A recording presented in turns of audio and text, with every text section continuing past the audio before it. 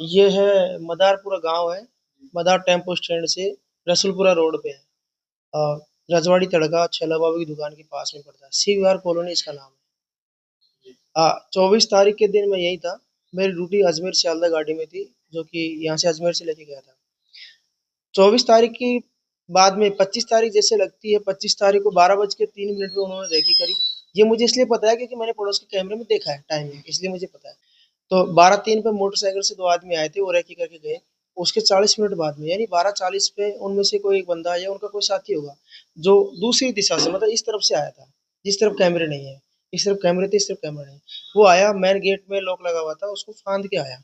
और अब हमारे ये दो गेट है, एक जाली का है, एक मेन गेट है इसका भी। तो इस दोनों के लोग तोड़े।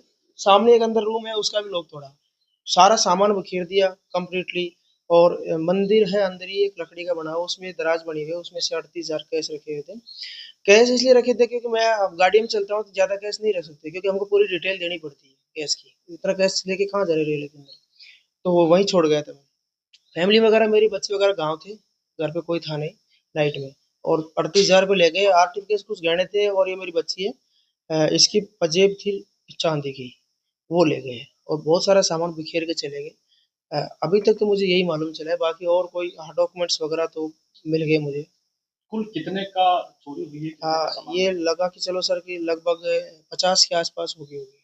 क्योंकि चांदी क्या है, वो मैंने आज से लगभग 7-8 साल पहले 3,000 रुपए की ली थी। तो अब चांदी का भाव बढ़ गया, तो 10-12 हजार की वही होगी। और 38,000 रुपये मेरे कैश के हैं। कुछ चीजें भी मिली सर, उनके औजार हाँ, वगैरह? उनका एक तो दस्ताना मिला था, जो कि ये है। जी। और एक ये सरिया मिला था मुझे, जो हमारा नहीं है, उन्हीं का है।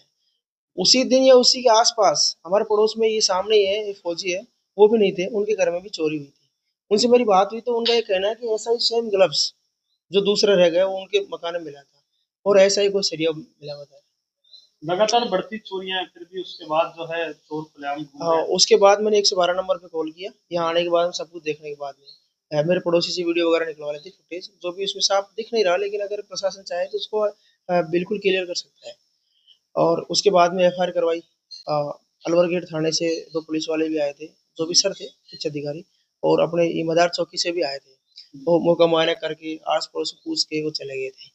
उसके बाद एफआईआर करने गया तो उन्होंने एफआईआर कॉपी दे दी, और वो बोला था कि शायद दत्ता जी कुछ ऐसे करके नाम का है, तो उनको दिया है। उन्होंने बोला कि फोन ऑन कर देंगे।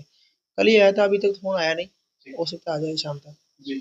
आपका नाम? खुशीराम गुजर। कहाँ के रहने वाले? मैं दौसा का रहने वाला अभी कहाँ रह रहे हैं? हूँ। यहाँ ये मेरा खुद का ही मकान है, और ये मदार डिपो में मेरी सर्विस है रेलवे में। ठीक।